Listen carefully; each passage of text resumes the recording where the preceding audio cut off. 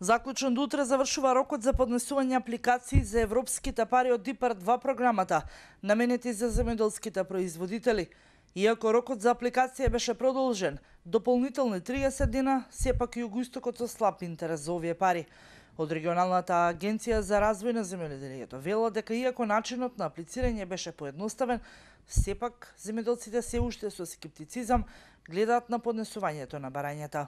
Постои една пасивност, се до информации, лево, десно, што е, како е, кои се тие документи, во што ќе одат да се одлучат, на што е тоа што треба, ќе им биде стварно потребно во земјоделското стопанство, а не да нешто набавуваат што стварно го имат и им служи, туку нешто што веднаш можат после добрувањето да го стават во работа.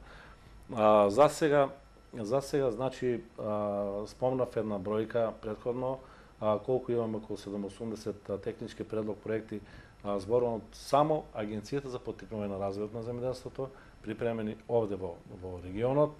Меѓутоа, во почетокот, меѓутоа при крајот на рокот, како и обично, сега денеска имаме ситуации што има, значи, веќе над 6-7 апликанти пријавени, каде што ќе мора да се припреме документација, да ја набават таа документација за ден-два и во најкраток рок припремени технички предлог проекти, адресирани, комплетирани од страна на советниците од Агенцијата за поттикнување на развојот на земјоделството и пропратени до Агенцијата за финанска поддршка. Новина во новата ИПАРД 2 програма е дека прифатлив сектор за инвестирања се и вложувањата во житните култури и обновливите извори на енергија.